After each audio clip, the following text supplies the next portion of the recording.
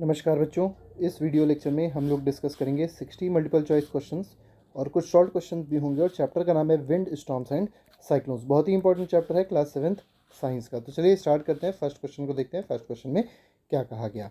First question में कहा गया Orissa was hit by cyclone with wind speed of 200 kilometre per hour on 18 October dash. तो आपको बताना है जो उड़ीसा है, उड़ीसा एक बहुत ही इंपॉर्टेंट स्टेट है भारत का।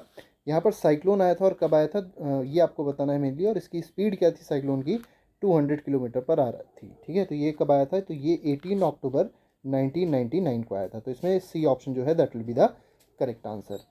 नेक्स्ट क्वेश्चन पे देखते हैं। Next question is question number 2। इसमें कहा गया है moving air is called the dash. तो मूविंग एयर को क्या कहा जाता है, तो मूविंग एयर को कहा जाता है विंड। नेक्स्ट पे आएंगे क्वेश्चन नंबर 3। देखिए क्या कह रहा है। It is due to this dash that the leaves of trees banners और flags flutter when the wind is blowing. तो आपने देखा होगा जैसे ट्रीज़ हैं, ट्रीज़ की जो पत्तियां होती हैं, बैनर्स होते हैं, फ्लैग्स होते हैं, फ्लटर करते हैं, फैलते हैं, मतलब लहराते हैं। ठीक है, तो ये किसकी वजह से लहराते हैं ये आपको इस क्वेश्चन में बताना है। तो ये होता है ड्यू टू प्रेशर। ठीक है, तो प्रेशर की वजह से ऐसा होता है कि ये क्या करते हैं, विंड ब्लो होती है। ठीक है, विंड ब्लो होती है और साथ ही साथ जो ट्रीज़ हैं, ट्रीज़ की जो लीव्स हैं, बैनर्स हैं और फ्लैग्स हैं, वो क्या करते हैं, लहराते हैं।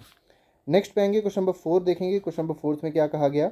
The pressure of air inside the can decreases then the pressure exerted by the air from outside the can. देखिए एक कैन है आपके पास, एक मेटल का कैन है और इसमें क्या है कि देखिए बोला गया है the pressure of air inside the can. अंदर जो एयर भरी है इसके अंदर प्रेशर क्या हो गया, कम हो गया। बाहर का प्रेशर क्या हो गया, ज़्यादा हो गया। ये तो कहा गया outside the can pressure increases as a result the can gets. अब देखिए बाहर का प्रेशर जब बढ़ जाएगा दोनों हर तरफ से और अंदर का प्रेशर कम हो जाएगा तो ये क्या हो जाएगा, जो कैन है ये कॉम्प्रेस हो जाएगा, पिचक जाएगा। तो इसमें बी ऑप्शन जो होगा that will be the correct answer.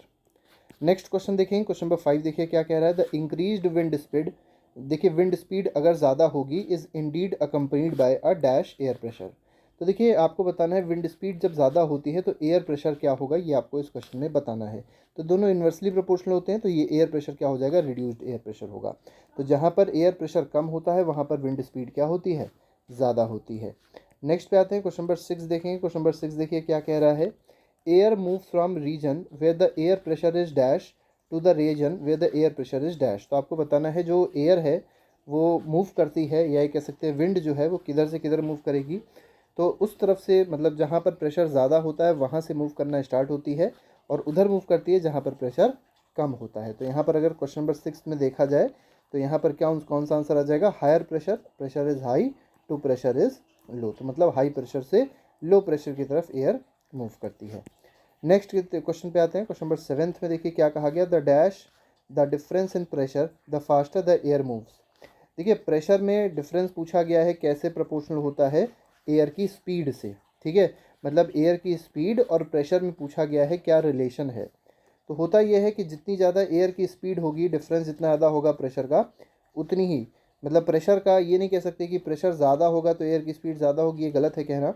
यहाँ पर मेनली ये समझना है आपको, जितना डिफरेंस ज़्यादा होगा प्रेशर का उतनी ही एयर की स्पीड भी ज़्यादा होगी, उतना ही तेज़ी से एयर मूव करेगी। क्वेश्चन नंबर 8 पे आते हैं। 8th क्वेश्चन देखिए क्या कह रहा है। On dash the air expands and occupies dash space. तो आपको यहाँ पर फिल इन द ब्लैंक से रिलेटेड एक क्वेश्चन पूछा गया है। तो जो होता क्या है कि एयर कब एक्सपैंड करती है, तो हीटिंग, अगर आप एयर को हीट करते हो तो एयर एक्सपैंड करती है, और अगर एयर एक्सपैंड करती है तो वो ज़्यादा स्पेस लेगी, तो it will take more space. तो यहाँ पर देखा जाए तो डी ऑप्शन जो होगा that will be the correct answer. याद रखिएगा इस चीज़ को कि जब एयर को हीट किया जाता है तो वो क्या होती है, एक्सपैंड होती है, और जब एयर एक्सपैंड हो जाती है तो वो ज़्यादा स्पेस लेती है, means it takes more space. इसी का उल्टा तब होता है जब एयर को कूल किया जाएगा, तो व्हेन एयर इज कूल्ड, ठीक है, तो एयर क्या हो जाती है, कॉन्ट्रैक्ट होती है या कॉम्प्रेस होती है, तब ये कैसी स्पेस लेगी, तब ये लेस स्पेस लेती है। तो ये दोनों बातें आप लोग को पता होनी चाहिए। नेक्स्ट पे देखिए। नेक्स्ट में क्वेश्चन में क्या कहा गया। The diagram shown represent that air rises on cooling. तो देखिए यहाँ पर आपको एक डायग्राम दिया गया है। डायग्राम को आप समझ लीजिए पहले कि यहाँ पर सबसे पहले क्या दिया गया था कि दो हमारे पास कप है, पेपर कप्स हैं, दोनों पेपर कप्स को लटका दिया गया है और बिल्कुल सेंटर से लटकाया गया है कि ये बैलेंस हो गए हैं। उसके बाद क्या किया गया, नीचे आप देख सकते हैं कैंडल लगाई गई है। कैंडल से क्या कर रहे हैं, इस पेपर कप में जो एयर होगी अंदर वो धीरे धीरे करके गर्म हो रही है, और अगर गर्म होगी तो आपको पता ही है ऊपर राइज अप होती है, मतलब जब हीटअप हो जाती है तो हीट होके हल्की हो जाएगी, और हल्की जब एयर हो जाएगी तो ये ऊपर राइज करेगी। तो होगा क्या, यहाँ पर मास कम हो गया, यहाँ का मास ज़्यादा हो गया, तो ये नीचे आ जाएगा, ये ऊपर पहुँच जाएगा। तो फिनोमेना क्या कह रहा है, the diagram shows represent that air rises on cooling. तो देखिए एयर कूलिंग पे राइज नहीं हो रही है, एयर की क्या हो रही है, हीटिंग पे राइज हो रही है। तो यहाँ पर ट्रू नहीं होगा इसका आंसर, इसका आंसर फॉल्स होगा, क्योंकि एयर राइजेज ऑन हीटिंग होता है, कूलिंग नहीं होता। ठीक है, तो 9th क्वेश्चन में फॉल्स इसका आंसर हो जाएगा। नेक्स्ट पे आते हैं, क्वेश्चन नंबर 10 देखते हैं। देखिए असर्शन दिया है और रीज़न दिया है। असर्शन में क्या दिया गया, द हॉट स्मोक राइजेज। अब बिल्कुल सही स्टेटमेंट है कि जो हॉट स्मोक होती है, जो गरम गरम धुआं होता है वो ऊपर उठता है, बिल्कुल ठीक है। रीज़न में क्या दिया गया है, warm air is lighter than cold air. जो वार्म एयर होती है, मतलब जो गर्म हवा होती है, वो हल्की होती है as compare to cold air. ये चीज़ याद रखिएगा कि जो गर्म हवा है वो हल्की होती है, और जो ठंडी हवा होती है वो भारी होती है। इसी वजह से जो हॉट स्मोक होती है, मतलब जो गर्म स्मोक होती है, वो किधर ऊपर की ओर जाती है। तो यहाँ पर अगर देखा जाए, असर्शन भी सही है, रीज़न भी सही है, और जो एक्सप्लेनेशन है रीज़न का वो भी असर्शन में दिया है। ठीक है, मतलब असर्शन का एक्सप्लेनेशन रीज़न में दिया गया है। तो assertion is correct, reason is correct, as well as reason is correct explanation of assertion. तो इसमें ए ऑप्शन जो होगा that will be the correct answer. Question number 11 में आते हैं। 11th क्वेश्चन में देखिए कहा गया, wind current are generated due to uneven heating of the earth. तो देखिए अनइवन हीटिंग का मतलब क्या होता है, अर्थ में कुछ ऐसे पोर्शन है, जैसे लैंड है मान लीजिए, ठीक है, और एक है सी। अब लैंड मान लीजिए गर्म हो गया बहुत ज़्यादा, और सी मान लीजिए क्या हो गई, ठंडी हो गई। तो क्या हो गया, यहाँ पर अनइवन हीटिंग हो गई, ये यहाँ का टेम्परेचर ज़्यादा हो गया, यहाँ का टेम्परेचर कम हो गया। तो this is called uneven heating. तो अनइवन हीटिंग जब होती है अर्थ पे, तो क्या कॉज करती है, विंड कॉज करती है। तो ये स्टेटमेंट क्या सही है, तो बिल्कुल सही स्टेटमेंट है, तो इसका आंसर हो जाएगा ट्रू। नेक्स्ट पे आते हैं, क्वेश्चन नंबर 12 देखेंगे। 12th में 2 स्टेटमेंट दिए गए हैं, फिर आपको बताना है कौन सा स्टेटमेंट सही है। तो देखिए स्टेटमेंट 1 क्या कह रहा है, स्टेटमेंट 1 में कहा गया है, the wind would have flown in the north south direction from north to south और फ्रॉम साउथ टू नॉर्थ। तो देखिए अगर विंड फ्लो हो रही है नॉर्थ साउथ डायरेक्शन में, इसका मतलब क्या है कि या तो वो नॉर्थ से साउथ की तरफ जा रही है, या तो वो साउथ से नॉर्थ की तरफ जा रही है। बिल्कुल सही स्टेटमेंट है। स्टेटमेंट 2 क्या कह रहा है, a change in direction is however caused by the rotation of earth. तो देखिए अगर विंड की डायरेक्शन में चेंजेस होते हैं, जैसे विंटर्स हैं तो उसमें डायरेक्शन अलग होती है विंड की, समर्स में देखा जाए तो डायरेक्शन बदल जाती है विंड की। तो ऐसा क्यों होता है, तो ऐसा होता है due to rotation of earth. तो ये भी स्टेटमेंट आपका बिल्कुल सही है। तो स्टेटमेंट 1 भी सही है, स्टेटमेंट 2 भी सही है। तो इसमें कौन सा आंसर हो जाएगा, तो इसमें C option will be the correct answer. Question number 13 पे आते हैं। 13th क्वेश्चन क्या कह रहा है, the world monsoon is derive from the dash world मौसम। अब ये जो मौसम है या मौसम है, ये वर्ड का मीनिंग है सीज़न। अब ये वर्ड कहाँ से आया, किस लैंग्वेज से आया, तो ये आया है कहाँ से, ये आपसे इस क्वेश्चन में पूछा गया है। ठीक है, तो ये एक अरबिक वर्ड है, अरब का वर्ड है। नेक्स्ट पे आएंगे, क्वेश्चन नंबर 14 देखेंगे। 14 में कहा गया है, in which of the following the direction of wind flow gets reversed and it flows from land to ocean. तो देखिए किस सीजन में आपसे पूछा गया है कि जो विंड है वो लैंड से ओशन की तरफ मूव करती है, फ्लो होती है। तो ये होता है विंटर में। ठीक है, तो winter will be the correct answer. Next पे आते हैं। नेक्स्ट क्वेश्चन में कहा गया 15th है, the monsoon winds carry water and it rains. तो देखिए मानसून विंड में याद रखिएगा वाटर होता है, मॉइस्चर होता है, और वो रेनफॉल प्रोड्यूस करती है। तो बिल्कुल सही स्टेटमेंट है, तो इसका आंसर हो जाएगा ट्रू। नेक्स्ट क्वेश्चन पे आते हैं। क्वेश्चन नंबर 16 है, आइडेंटिफाई द इनकरेक्ट स्टेटमेंट। आपको बताना है कौन सा स्टेटमेंट यहाँ पर गलत है। ठीक है, तो पहला स्टेटमेंट देखिए, पहला स्टेटमेंट कह रहा है, thunder storms develop in hot humid tropical areas like India very frequently. तो देखिए जो थंडर स्टॉर्म है ये कहाँ पर डेवलप होते हैं, तो ऐसे एरियाज़ में डेवलप होते हैं जहाँ पर बहुत गर्मी होती है, जहाँ पर ह्यूमिडिटी होती है। जैसे भारत में अगर देखा जाए तो भारत में भी ये बहुत फ्रीक्वेंटली आते रहते हैं। ठीक है, बहुत ही फ्रीक्वेंटली आते हैं। नेक्स्ट में देखिए बी पार्ट क्या कह रहा है, तो बिल्कुल सही स्टेटमेंट है फर्स्ट पार्ट। सेकंड में कहा गया, the rising temperature produce strong upward rising wind. जो राइजिंग टेम्परेचर जब राइज होता है तो उससे क्या होता है, strong upward rising wind produce होती है। ये भी आपका स्टेटमेंट बिल्कुल सही है। थर्ड में कहा गया, दीज विंड, मतलब ये जो यहाँ पर विंड प्रोड्यूस हो रही है, इन विंड के बारे में बोला गया है, ये क्या कैरी करती हैं, वाटर ड्रॉपलेट्स कैरी करती हैं अपवर्ड डायरेक्शन में, where they freeze and fall down again. मतलब एक तरीके से वाटर साइकिल यहाँ पर क्रिएट हो रही है। तो ए, बी और सी तीनों ही ऑप्शन सही हैं। डी में आते हैं। डी पार्ट क्या कह रहा है, the Swift movement of falling water droplet along with rising air create lightning and sound. देखिए यहाँ पर क्या होगा, जो स्विफ्ट मूवमेंट हो रहा है वाटर फॉलिंग, मतलब यहाँ पर जो ऊपर राइज अप हुआ था वेपर का, ये कह सकते हैं वाटर वेपर्स का, फिर वाटर में वो कन्वर्ट होता है, फिर वाटरफॉल होती है। ठीक है, along with rising air create lightning and sound. और इसकी वजह से क्या क्रिएट होता है, लाइटनिंग क्रिएट होती है और साउंड क्रिएट होता है। और इसको क्या कहते हैं, साइक्लोन कहा गया। तो इसको साइक्लोन नहीं कहते, इसको कहते हैं थंडर स्टॉर्म। ठीक है, तो यहाँ पर थंडर स्टॉर्म इसको कहा जाएगा, साइक्लोन नहीं कहा जाएगा। तो यही स्टेटमेंट जो आपका है डी पार्ट, ये आपका गलत है। नेक्स्ट पे आते हैं, यहाँ पर देखिए कुछ स्टॉर्म के बारे में बताया गया है कि स्टॉर्म जो होता है उसके साथ ही साथ क्या आता है, लाइटनिंग भी आती है। और कौन कौन से प्रिकॉशन लेने चाहिए ये आपको बताना है, मतलब ये आपको यहाँ पर बताए गए हैं। Do not take shelter under a isolated tree, तो देखिए अगर कोई अकेला ट्री है तो उसमें कभी भी आप शरण न लें, उसके नीचे कभी आप ना खड़े हों।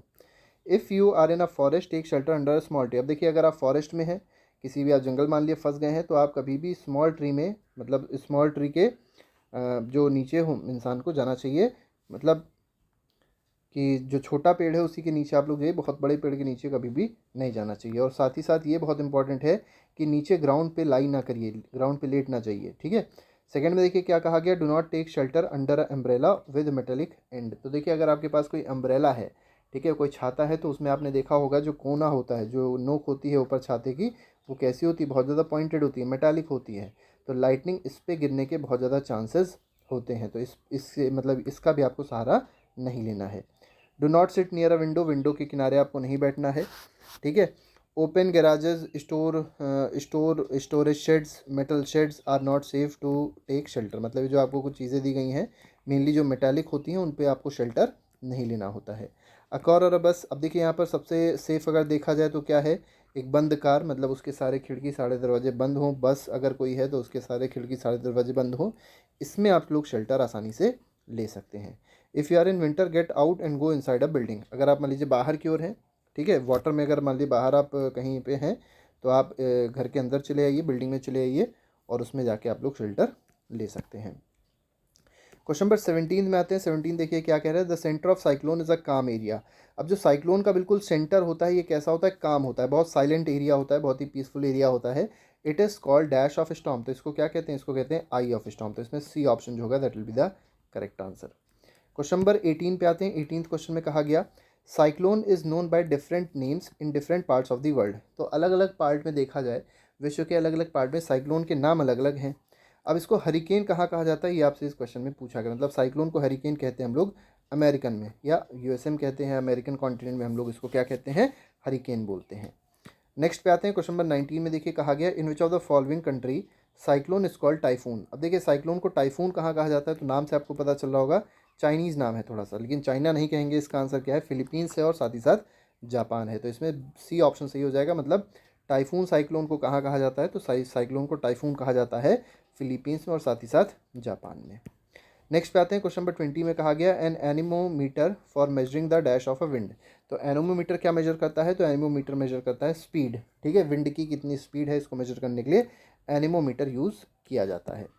21 पे आते हैं। 21st क्वेश्चन में कहा गया, equators are the region of dash pressure while pole are the region of dash pressure, तो इक्वेटर पे प्रेशर कैसा होता है और पोल पे प्रेशर कैसा होता है ये आपसे पूछा गया। तो इक्वेटर पे याद रखिएगा प्रेशर लो होता है क्योंकि यहाँ का टेम्परेचर हाई होता है, और पोल्स पे देखा जाए तो टेम्परेचर लो होता है इसलिए प्रेशर क्या होता है, ज़्यादा होता है, ठीक है। तो यहाँ पर ये आपका बी ऑप्शन जो होगा वो सही हो जाएगा कि इक्वेटर पे प्रेशर लो है और पोल पे प्रेशर क्या है, हाई है, और क्यों है ये भी हमने आपको बता दिया। क्वेश्चन नंबर 22 में कहा गया, आई ऑफ साइक्लोन कैसी होती है, आई ऑफ साइक्लोन कैसी होती है, तो काम होती है और क्लाउडलेस होती है, मतलब काम मतलब बहुत शांत होती है और साथ ही साथ कोई भी बादल वादल प्रेजेंट नहीं होता है, तो क्लाउडलेस होती है। नेक्स्ट पे आते हैं। क्वेश्चन नंबर 23 देखिए क्या कह रहा है, the paper ball kept near the mouth of plastic bottle, अब देखिए अगर मान लिया आपके पास कोई प्लास्टिक बॉटल है और उसके उस प्लास्टिक बॉटल के अंदर मान लीजिए आपने कोई पेपर बॉल डालने की आप कोशिश कर रहे हैं, ठीक है, वो अभी आपके माउथ में थी वो पेपर बॉल और उसको आप लोग प्लास्टिक बॉल में डालने की कोशिश कर रहे हैं, लेकिन वो बाहर निकल आती है, मतलब अगर आप उसको फूकने की कोशिश करते हैं कि वो अंदर उसमें चली जाए लेकिन वो बाहर निकल आती है, आपसे पूछा गया ऐसा क्यों होता है, तो ऐसा इसलिए होगा कि जो एयर प्रेशर बॉटल के अंदर होता है वो ज़्यादा होता है, ठीक है, और माउथ में जो एयर प्रेशर होता है वो कम होता है। जैसे मान लीजिए आपकी बॉटल है, ठीक है, मान लीजिए आपकी क्या है, यहाँ पर एक बॉटल है और यहाँ पर कोई पर्सन है और ये पर्सन क्या कर रहा है, एक बॉल को मुंह में रखे और इसको अंदर डालने की कोशिश कर रहा है, तो यहाँ जो एयर है इस बॉटल के अंदर है इसका प्रेशर ज़्यादा है, ठीक है, और यहाँ पर इसके माउथ में जो प्रेशर है वो कम है, तो जो एयर होती है वो हमेशा बाहर की ओर फोर्स आउट होगी, बाहर की ओर निकलने की कोशिश करेगी, तो ये जो इसमें एक पेपर की बॉल है अंदर नहीं आ पाती है इसीलिए। और आपको एक्टिविटी भी दी गई है, आप एनसीईआरटी अगर क्लास 7th की देखेंगे उसमें एक्टिविटी दी गई है, तो इसमें बी ऑप्शन जो होगा that will be the correct answer. Question number 24 पे आते हैं। इसमें देखिए कहा गया, air move faster between the two places when the pressure difference between the places is. देखिए एयर फास्टर कब मूव करती है, एयर की स्पीड कब ज़्यादा होगी, ये आपको इस क्वेश्चन में बताना है। तो तब ज़्यादा होगी जब प्रेशर डिफरेंस क्या होगा, ज़्यादा होगा। तो जितना ज़्यादा प्रेशर डिफरेंस होता है, डेल्टा पी मतलब प्रेशर डिफरेंस जितना ज़्यादा होता है, स्पीड जो होती है एयर की वो भी उतनी ही ज़्यादा होती है। क्वेश्चन नंबर 25 पे आते हैं। Cyclone is called dash in American continent. तो इसको क्या बोलते हैं, हरिकेन बोलते हैं। अमेरिकन कॉन्टिनेंट में याद रखिएगा साइक्लोन को क्या बोला जाता है, हरिकेन बोला जाता है। तो 25th क्वेश्चन का आंसर हो जाएगा ऑप्शन नंबर ए। 26 पे आते हैं। इसमें कहा गया which of the following is best thing to do during lightning. ठीक है, बहुत ज़्यादा जब लाइटनिंग हो रही हो तो आप लोगों को क्या करना चाहिए। तो देखिए यहाँ पर जो सी ऑप्शन है वो सही दिया गया है, staying indoors away from metallic doors और विंडोज़। तो आपको बिल्कुल दूर रहना चाहिए, जो भी मेटेलिक डोर और विंडो है उनसे बिल्कुल दूर रहना चाहिए जब लाइटनिंग हो रही है, क्योंकि ऐसा होता है कि जो मेटल है वो गुड कंडक्टर होता है लाइट इलेक्ट्रिसिटी का, तो कहीं ना कहीं इसमें करंट आ सकता है। तो आपको ये काम मेनली करना है। Lying down on a open place बिल्कुल ही गलत है, ऐसा नहीं करना। Going into the nearest water body बिल्कुल भी मत जाइए, क्योंकि वाटर गुड कंडक्टर होता है। Standing under a tall tree में नहीं स्टैंड होना होता, उसके नीचे शॉर्ट ट्री में आप लोग खड़े हो सकते हैं उसके नीचे। 27th क्वेश्चन देखिए, during the formation of rain what happens when the water vapour changes to raindrops. अब देखिए वाटर वेपर का स्टेट अगर देखा जाए तो क्या होता है, गैस स्टेट होता है, और रेन ड्रॉप्स का स्टेट क्या है, लिक्विड स्टेट है। अब अगर वाटर वेपर मतलब गैस अगर लिक्विड में स्टेट हो रहा चेंज हो रहा है तो इस प्रोसेस को कहते हैं कंडेंसेशन। ठीक है, क्या कहते हैं, कंडेंसेशन कहते हैं, याद रखिएगा इसको। The process of conversion of gas state into liquid state is called condensation. अब कंडेंसेशन में होता क्या है, हीट यहाँ पर रिलीज होती है, याद रखिएगा। इसमें बी ऑप्शन जो है दैट इज करेक्ट। इवापोरेशन में इसी का उल्टा होता है, मान लीजिए लिक्विड थी और लिक्विड कन्वर्ट हो रही थी गैस में। ठीक है, तो इस प्रोसेस को कहेंगे हम लोग इवापोरेशन। और इवापोरेशन के केस में क्या होता है, इवापोरेशन के केस में हीट एब्जॉर्ब होती है। ठीक है, और कंडेंसेशन इसका जस्ट अपोजिट है। क्वेश्चन नंबर 28 देखिए, इसमें क्या कहा गया, the wind on the earth do not flow in the exact north to south और south to north direction, why. देखिए आपसे पूछा गया है अर्थ में अगर विंड देखेंगे, अर्थ पर जो विंड है वो एग्जैक्टली नॉर्थ साउथ डायरेक्शन या साउथ टू नॉर्थ डायरेक्शन में फ्लो नहीं होती है। इसके पीछे रीज़न पूछा गया आपसे, इसका रीज़न क्या है। तो देखिए इसके पीछे तीनों आपके रीज़न यहाँ पर बिल्कुल सही दिए गए हैं, due to season of earth, due to shape of the earth and due to rotation of earth. तो यहाँ पर तीनों स्टेटमेंट जो है बिल्कुल सही है, तो इसका आंसर हो जाएगा all of the above. Next पे आते हैं, क्वेश्चन नंबर 29 देखेंगे, what is the best thing to do when strong winds blow over hut having a weak thatched roof. अब देखिए रूफ अगर किसी भी घर की अगर रूफ छत कमज़ोर है, ठीक है, तो क्या करना चाहिए ये आपको बताना है। मान लीजिए छत बहुत ज़्यादा कमज़ोर है और बहुत तेज़ी से आंधी आ गई, बहुत स्ट्रॉन्ग विंड आ गई, तो आपको क्या करना चाहिए। अब छत जैसे मान लिया आपका घर है, ठीक है, ये छत है उसकी, अब ये छत बहुत ज़्यादा कमज़ोर है तो क्या हवा आएगी, दोनों तरफ से हवा आएगी और इसको उड़ा लेके चली जाएगी, ये उड़ जाएगा, आपकी छत गायब हो जाएगी। करना क्या आपको, आपको करना ये है कि ये जो नीचे है, नीचे का अगर प्रेशर बहुत ज़्यादा हो गया तब ऐसा होगा कि ये उड़ जाएगा। तो आप क्या करिए कि जो एयर यहाँ से आ रही, जो विंड यहाँ से आ रही है, यहाँ पे अगर आपके पास कोई खिड़की विड़की है तो उसको खोल दीजिए। अगर आप खिड़की खोल देंगे तो यहाँ पर प्रेशर कम रहेगा, ऊपर का प्रेशर ज़्यादा रहेगा और वो नीचे दबी रहेगी। ठीक है, तो यहाँ पर क्या हो जाएगा, open the doors and Windows mainly आपको ये काम करना है। ठीक है, प्रेशर को रिड्यूस करने के लिए कि जो रूफ़ है उसके नीचे जो भी प्रेशर बन रहा था वो ज़्यादा ना हो जाए, क्योंकि अगर वो ज़्यादा हो जाएगा तो आपकी रूफ़ उड़ जाएगी और ऊपर का प्रेशर कम हो जाएगा। ठीक है, तो ये काम आपको करना पड़ेगा कि डोर और विंडोज़ को क्या कर दीजिए, खोल दीजिए, जिससे प्रेशर जो हो वो डिक्रीज़ हो जाए। नेक्स्ट पे आते हैं, क्वेश्चन नंबर 30 पे देखते हैं 30 क्वेश्चन क्या कह रहा है। 30th क्वेश्चन कह रहा है विच of the following has highest pressure. तो आपको बताना है हाईएस्ट प्रेशर इनमें से किसके पास होगा। Soft drink in a straw गलत है, एयर भी गलत है, soft drink in a glass भी गलत है, क्लोज्ड बॉटल, बॉटल जब क्लोज होती है तो उसमें एयर प्रेशर जो होता है वो सबसे ज़्यादा होता है, मतलब उसमें सबसे ज़्यादा प्रेशर पाया जाएगा। 31 क्वेश्चन पे आते हैं, which one of the following place is unlikely to be affected by a cyclone. तो साइक्लोन से मतलब कौन इफेक्ट नहीं होगा यहाँ पर बताना है आपको। तो मैंगलोर होगा, चेन्नई भी होगा, पुरी भी होगा, कौन नहीं होगा, तो अमृतसर नहीं होगा। क्यों नहीं अमृतसर होगा, क्योंकि अगर आप देखेंगे तो ये प्लेन एरिया पे है, ठीक है, मतलब यहाँ का लैंड एरिया है मेनली, और चेन्नई, मैंगलुरु और पुरी जो है ये कोस्टल एरियाज़ है, और जो साइक्लोन आता है वो कहाँ पे आता है, मेनली कोस्टल एरियाज़ पे कह सकते हैं, रिवर सीज ओशंस में आता है, तो ओशन में आएगा, सीज़ में आएगा, और ये तीनों एरियाज़ क्या हैं, सी और रिवर ओशन के पास हैं। ठीक है, तो मैं कहाँ पर नहीं आएगा, अमृतसर में नहीं आएगा, क्योंकि अमृतसर के आसपास कोई भी सी या ओशन नहीं है। ठीक है, कोस्टल एरिया नहीं है, बाकी तीनों कोस्टल एरियाज़ हैं। ठीक है, नेक्स्ट पे आते हैं, क्वेश्चन नंबर 32 में देखिए क्या कहा गया, which of the following statement given below is correct. तो आपको बताना है इनमें से करेक्ट कौन सा है। देखिए बहुत ही इंपॉर्टेंट क्वेश्चन है, करेक्ट पूछा गया आपसे। पहले स्टेटमेंट में दिया गया है इन विंटर के केस में wind blows from land to sea, land to ocean, बिल्कुल सही है। तो जो विंटर होता है, विंटर के केस में जो विंड होती है वो कहाँ से कहाँ ब्लो करती है, लैंड से फ्लो करती है किधर की ओर, ओशन की ओर। बिल्कुल ठीक है, ठीक है, तो पहला स्टेटमेंट बिल्कुल सही है। सेकंड में कहा गया in summers the wind flow from land towards the ocean. तो ये देखिए दोनों स्टेटमेंट एक ही ऐसे हैं, तो ऐसा नहीं होता, ये तो होता है विंटर में। विंटर के केस में याद रखिएगा जो विंड होती है वो लैंड से किधर की ओर फ्लो होगी, ओशन की तरफ फ्लो होगी। तो यह था स्टेटमेंट आपका गलत हो जाएगा, ठीक है। तो इसमें पहला स्टेटमेंट तो सही था, दूसरा गलत है। तीसरे पे आते हैं, a cyclone is formed by a very high pressure system with very high speed wind revolving around it. बिल्कुल गलत है। Coastline of India is not vulnerable to cyclones. तो ये भी गलत है। कोस्ट लाइन ऑफ इंडिया, जितनी भी कोस्ट लाइन है, कोस्टल एरियाज जो भी हैं भारत के, वो बहुत ज़्यादा वल्नरेबल हैं कोस्ट साइक्लोन्स के, ठीक है। बहुत ज़्यादा साइक्लोन्स वहाँ पर आते रहे। तो मेनली जो उड़ीसा कोस्ट है, ठीक है, उड़ीसा कोस्ट पे सबसे ज़्यादा साइक्लोन आते हैं, भी आप लोग याद रखिएगा। क्वेश्चन नंबर 33 पे आते हैं, factors on which atmospheric pressure depends are. तो आपको बताना है जो एटमॉस्फेरिक प्रेशर है वो किन किन फैक्टर्स पे डिपेंड करता है। तो ऑल्टीट्यूड पे बिल्कुल डिपेंड करता है, टेम्परेचर पे भी डिपेंड करता है, वाटर वेपर पे डिपेंड करेगा। तो इसका आंसर क्या हो जाएगा, ऑल ऑफ दीज, मतलब इन तीनों फैक्टर्स पे एटमॉस्फेरिक प्रेशर डिपेंड करता है। नेक्स्ट पे आते हैं 34th, देखेंगे the speed of wind is measured by dash. तो एनेमोमीटर से हम लोग विंड की स्पीड को मेजर करते हैं, ये भी हम लोग ने डिस्कस भी किया था पहले भी। नेक्स्ट पे आते हैं क्वेश्चन नंबर 35 देखेंगे। नेक्स्ट क्वेश्चन पे आएंगे। नेक्स्ट क्वेश्चन नंबर 35 देखिए, इसमें कहा गया tornado is a dark funnel shaped cloud that reaches from dash. तो देखिए टॉर्नेडो जो होता है वो एक dark funnel shaped, dark colour का फनल शेप्ड क्लाउड है, और वो कहाँ से कहाँ रीच करता है ये आपको इस क्वेश्चन में बताना है। तो ये रीच कहाँ से कहाँ तक करेगा, तो स्काई से लेके ग्राउंड तक ये आता है, कौन, टॉर्नेडो। नेक्स्ट पे आते हैं। नेक्स्ट क्वेश्चन देखिए, नेक्स्ट क्वेश्चन में कहा गया है, क्वेश्चन नंबर 36 है, एयर अराउंड अस एक्सर्ट्स। तो एयर क्या एक्सर्ट करता है, तो एयर एक्सर्ट करता है प्रेशर। तो ये सबको पता होना चाहिए, एयर क्या एक्सर्ट करता है, प्रेशर एक्सर्ट करता है। नेक्स्ट पे आते हैं ना, साइक्लोन हिट एरिया। अब देखिए यहाँ पर बात करी गई है, कोई अगर साइक्लोन हिट एरिया है, विच of the following should not be done. तो क्या नहीं करना चाहिए उस एरिया में, ये आपको इस क्वेश्चन में बताना है, ठीक है। तो साइक्लोन हिट एरिया में पहला स्टेटमेंट दिया है, don't store drinking water for emergencies. गलत है, ये तो करना चाहिए। डोंट टच वेट स्विचेस, ये बिल्कुल सही है, ठीक है।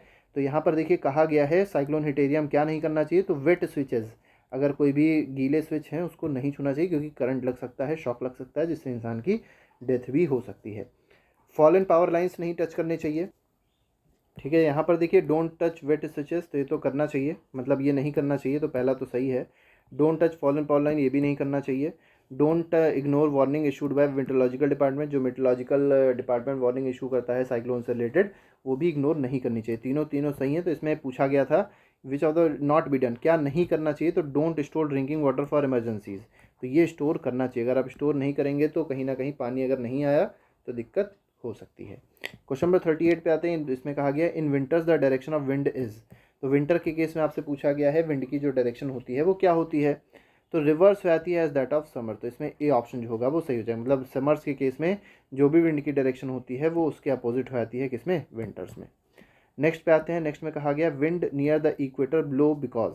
अब इक्वेटर के पास अगर आप विंड देखेंगे ब्लो होती है, क्यों ब्लो होती है, ये आपको इस क्वेश्चन में बताना है। तो फर्स्ट स्टेटमेंट दिया गया है, equator gets maximum heat from the sun. बिल्कुल ठीक है।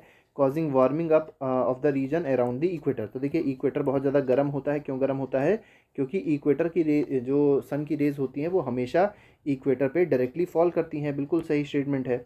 सेकेंड में कहा गया warm air rises and cool air from 0 to 30 degree latitude belt on either side of equator moves in, ठीक है।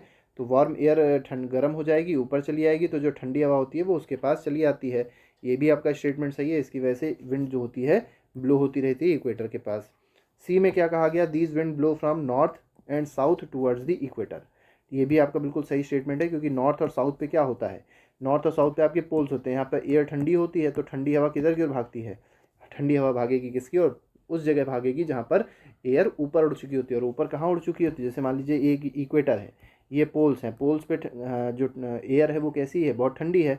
इक्वेटर पे एयर गर्म होती है, तो ये इवापोरेट कर जाती है, इवापोरेट होकर ऊपर चली जाती है, तो ये जो स्पेस होती है ये ब्लैंक हो जाती है, जगह ब्लैंक हो गई। तो क्या होती है, यहाँ की जो एयर होती है प्रेशर डिफरेंस की वजह से इधर मूव कर जाती है। तो आप देख सकते हैं इक्वेटर की तरफ एयर ब्लो होने लग गई। तो यहाँ पर चारों के तीनों स्टेटमेंट सही है, तो इसका आंसर क्या हो जाएगा, ऑल ऑफ दीज हो जाएगा।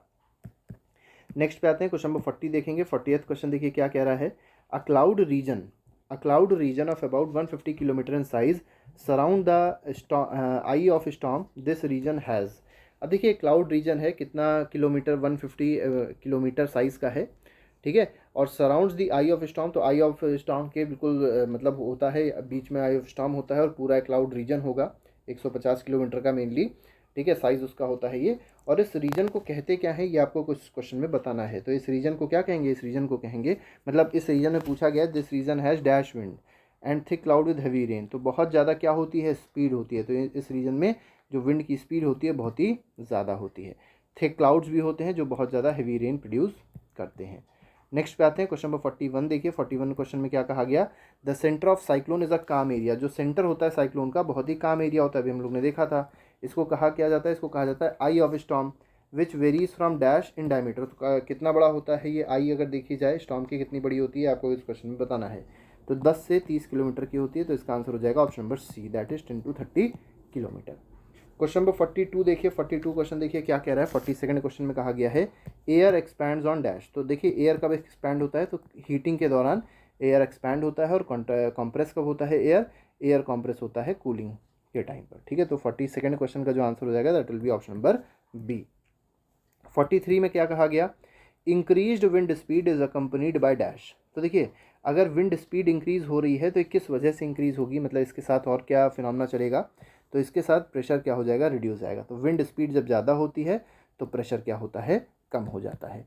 नेक्स्ट पे आते हैं, नेक्स्ट क्वेश्चन में कहा गया 44 है air move from region where the air pressure is high to the region where air pressure is low होना चाहिए यहाँ पर। तो इसमें ए स्टेटमेंट आपका सही हो जाएगा।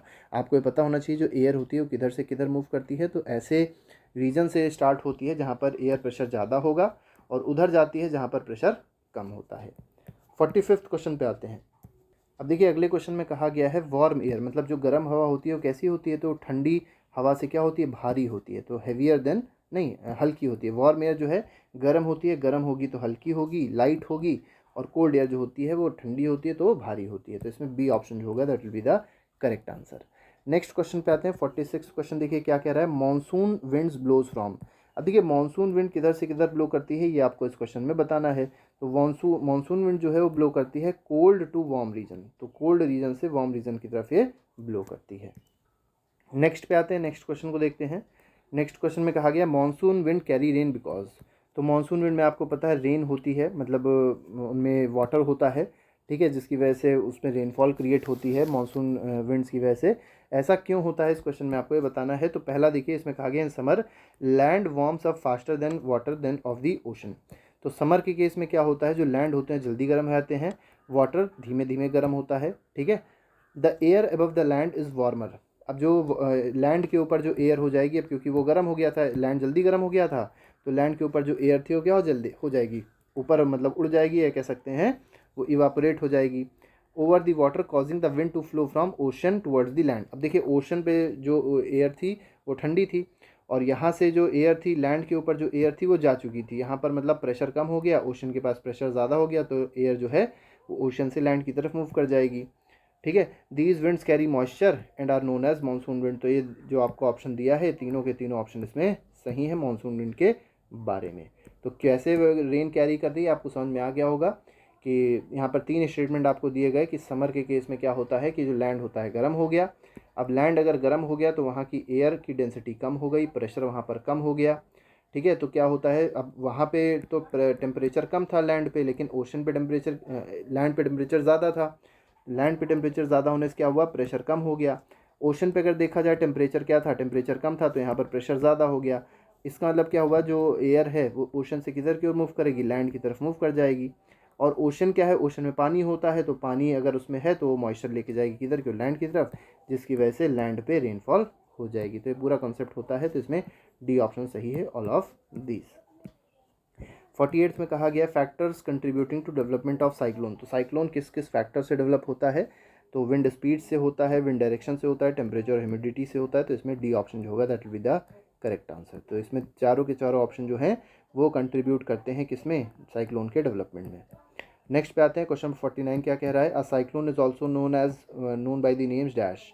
तो देखो साइक्लोन को क्या क्या बुलाया जाता है, तो देखिए साइक्लोन को बुलाया जाता है हरिकेन, अमेरिकन बोला जाता है, बिल्कुल ठीक है। टाइफून बोला जाता है जापान और फिलीपींस में। टोर्नाडो रशियन बोला जाता है, ये चीज़ गलत है। तो इसमें कौन सा आंसर सही हो जाएगा, इसमें सी ऑप्शन जो है that is correct, means both 1 and 2 are correct of question number 49। Question number 50 आते हैं। 50th क्वेश्चन कहा गया है ड्यूरिंग अ स्टॉर्म, स्टॉर्म के टाइम पे आपसे पूछा गया है wind speed gradually dash beyond the cloud region. तो क्लाउड रीजन के बियॉन्ड आपको बताना है जो विंड स्पीड होती है वो ग्रेजुअली क्या होती है, बढ़ जाती है, घट जाती है या राइज होती है। ठीक है, तो स्टॉर्म के दौरान आपसे पूछी गई ये बात। ठीक है, तो स्टॉर्म के दौरान क्या होता है कि जो विंड स्पीड होती है वो ग्रेजुअली डिक्रीज होती है बियॉन्ड द क्लाउड रीजन। तो क्लाउड रीजन के बियॉन्ड जो विंड स्पीड होगी वो क्या हो जाती है, धीरे धीरे करके कम हो जाती है। तो इसमें बी ऑप्शन सही हो जाएगा। नेक्स्ट पे आते हैं। क्वेश्चन नंबर 51 में कहा गया है storms are considered dangerous because the low pressure in the eye of storm lift the water surface as high as dash in the centre. तो कितनी हाई तक, तो देखिए मेनली आपसे इसमें पूछा गया है कि कितना मीटर तक यहाँ पर वाटर लिफ्ट हो जाता है, कितना ऊपर उड़ जाता है पानी सेंटर पे। तो ये आपको बताना है इसका आंसर। इसका आंसर है 3 to 12 मीटर। बहुत कम होता है, बहुत ज़्यादा नहीं होता, लेकिन कितना होता है 3 से 12 मीटर तक होता है। क्वेश्चन नंबर 52 पे आते हैं। 52 क्वेश्चन में कहा गया है storms make the sea water enter coastal areas causing extensive damage to. अब देखिए जो स्टॉर्म है जब ये एंटर करते हैं किस में, कोस्टल एरियाज में जब एंटर करेंगे, ठीक है, तो ये किस किस चीज़ में डैमेज कॉज करते हैं, तो सॉइल में, लाइफ में, प्रॉपर्टी में, तीनों चीज़ों में ही डैमेज कॉज करेंगे। इसका मतलब all of the above will be the correct answer. Next पे आते हैं 53 में कहा गया है the storm is accompanied by dash aggregating the loss. तो स्टॉर्म के साथ साथ और क्या आता है जिसकी वजह से लॉस बहुत ज़्यादा होता है, तो स्टॉर्म के साथ आते हैं स्ट्रॉन्ग विंड्स। ठीक है, बहुत ज़्यादा तेज़ आंधी आती है जिसकी वजह से बहुत सारे लॉसेज हो जाते हैं।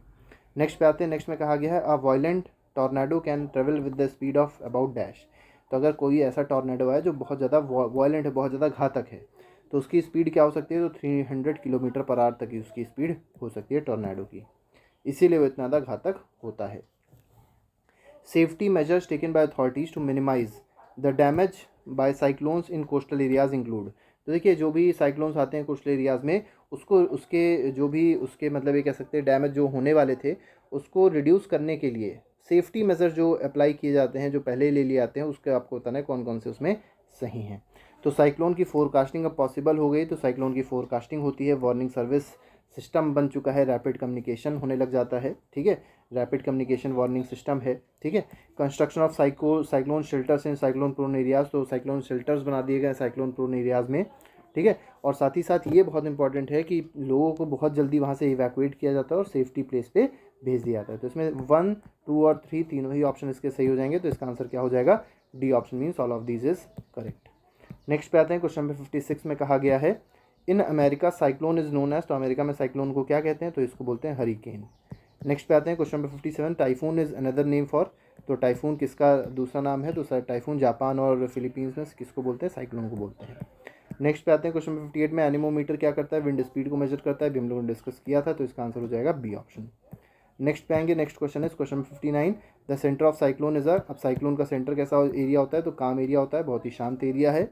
लास्ट क्वेश्चन को देख लिया, लास्ट क्वेश्चन क्या कह रहा है, इसके बाद हम लोग कुछ शॉर्ट क्वेश्चन डिस्कस करेंगे।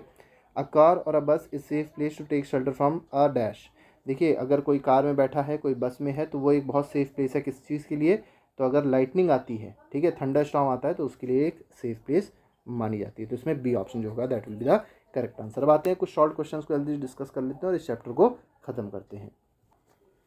देखिए अब शॉर्ट क्वेश्चन को डिस्कस करेंगे, मेनली 3 या 4 शॉर्ट क्वेश्चंस होंगे। तो पहला शॉर्ट क्वेश्चन बोला गया है व्हाट आर मानसून विंड्स। तो मानसून विंड्स क्या होते हैं, तो अभी हमने आपको एक्सप्लेन किया था कि समर में होता क्या है, जो इक्वेटर होता है, इक्वेटर के पास जो लैंड होता है बहुत ज़्यादा गर्म हो जाता है, या कह सकते हैं लैंड जो होता है बहुत तेज़ी से गर्म हो जाता है, और जो ओशन होंगे वो ठंडे हो जाएंगे। तो क्या होता है कि जो लैंड है, लैंड पे क्योंकि गर्मी ज़्यादा हो गई, तो क्या होता है यहाँ से टेम्परेचर क्योंकि बढ़ गया, तो यहाँ का प्रेशर कम हो जाता है। और ओशंस पे क्या होता है, प्रेशर क्या हो जाएगा, इस पर बढ़ जाएगा, क्योंकि यहाँ पर थोड़ा सा ठंड होती है, यहाँ पर टेम्परेचर क्या होता है, कम होता है, टेम्परेचर कम होगा तो प्रेशर ज़्यादा होगा। अब देखिए प्रेशर जहाँ पर ज़्यादा होता है वहाँ से एयर निकलती है और कहाँ पहुँच जाती है, जहाँ पर प्रेशर कम होगा। मतलब एयर जो है वो ओशन से निकलती है और कहाँ पहुँच जाएगी, लैंड में पहुँच जाएगी। और वो जो एयर होगी वो कैसी होगी, ओशन से क्योंकि निकल रही है, तो इसके पास क्या होगा, वाटर होगा। इसी वजह से जो मानसून विंड्स होती हैं वो क्या क्रिएट करती हैं, रेन क्रिएट करती हैं। ठीक है, वही चीज़ यहाँ पर देखिए पूरी बताई गई जो भी हमने आपको एक्सप्लेन करी। नेक्स्ट क्वेश्चन में कहा गया डिस्क्राइब साइक्लोन इन डिटेल। तो देखिए साइक्लोन की पूरी आपको डिटेल यहाँ पर दी गई है, देख लेते हैं। सेंटर ऑफ द साइक्लोन जो होता है वो कैसा एरिया होता है, काम एरिया होता है, इसको क्या कहा जाता है, आई भी कहा जाता है स्टॉर्म का, ये भी आप लोग याद रखिएगा। A large cyclone is violently rotating mass of air in the atmosphere 10 to 15 kilometre high. तो जो देखिए कोई अगर लार्ज साइक्लोन है तो उसमें क्या होता है, मास जो होता है बहुत ही वॉयलेंट तरीके से जो एयर का मास है वो रोटेट करता है, और कितने हाई होता है ये 10 से 15 किलोमीटर हाई हो सकता है। डायमीटर जो होता है आई का ये कितना होता है 10 से 30 किलोमीटर का होता है, ये भी याद रखिएगा। It is region free of clouds and has light winds, ठीक है। तो एक रीजन होता है जो फ्री ऑफ क्लाउड्स होता है और यहाँ पर लाइट विंड्स भी होती हैं, ठीक है। नेक्स्ट पे आते हैं। नेक्स्ट में देखिए क्या कहा गया, around this calm and clear eye there is a cloud region of 150 kilometre in size, ठीक है। मतलब यहाँ पर क्या हुआ कि ये जो काम रीजन था, काम जो आई थी यहाँ पर, इसके अराउंड अगर देखा जाएगा क्लाउड रीजन होता है और कितना साइज़ होता है उसका 150 किलोमीटर का साइज़ होता है इन दिस रीजन। अब यहाँ पे मतलब इस रीजन में अगर देखा जाएगा तो हाई स्पीड विंड, बहुत ज़्यादा जो विंड होती है बहुत ही स्पीड की होती हैं, 150 टू 250 किलोमीटर पर आवर की विंड होती है। थिक क्लाउड्स होते हैं जो बहुत ही हैवी रेन क्रिएट करते हैं। Away from this region the wind speed gradually decrease, इसके आगे जब आप बढ़ेंगे तो जो विंड की स्पीड होती है लगातार डिक्रीज होती चली आती है, ठीक है। तो इस तरीके से साइक्लोन का फॉर्मेशन होता है।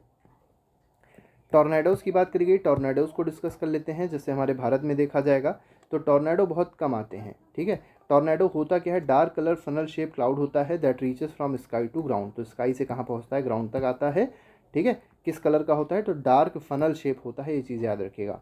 ज़्यादातर टॉर्नेडो कैसे होते हैं, वीक होते हैं। वॉयलेंट टॉर्नेडो जो होता है ये 300 किलोमीटर की स्पीड अटेन कर सकता है, मतलब 300 किलोमीटर पर आवर की स्पीड अटेन कर सकता है, ठीक है। अब टॉर्नेडो जो होते हैं कभी कभी साइक्लोन के अंदर भी आते हैं, मतलब विद इन द साइक्लोन भी क्रिएट हो जाते हैं। कौन, tornado. The whole coastline of India is vulnerable to cyclone. जितने अभी कोस्ट लाइन है भारत का वो वहाँ पर साइक्लोन आता ही रहता है, particularly eastern coast. Eastern coast मतलब ये जो आपका एरिया है, हमने अभी आपको बताया था वो जो उड़ीसा कोस्ट होता है यहाँ पर मेनली साइक्लोन्स आते हैं। The west coast of India is less vulnerable to cyclone, मतलब जो वेस्ट कोस्ट है, मतलब ये जो एरिया आपका है, ठीक है, इस एरिया पे साइक्लोन जो होते हैं वो कम ही आते हैं। जैसे महाराष्ट्र का एरिया है, सब पे साइक्लोन बहुत ही कम आते हैं। इसके बाद बात करी गई है, ठीक है, इंटेंसिटी भी कम होती है, फ्रीक्वेंसी ऑफ साइक्लोन भी वेस्ट पार्ट पे, वेस्ट कोस्टल एरियाज पे कम होती है। Effective safety measures during cyclone, देखिए जब अगर मान लीजिए साइक्लोन आ रहा है तो कौन कौन से मेजर्स उठाने चाहिए, ठीक है। साइक्लोन फोरकास्ट वार्निंग सिस्टम अब लगा दिया गया है, तो इसकी बात सबको सुनते रहना चाहिए और इसको फॉलो जरूर करना चाहिए।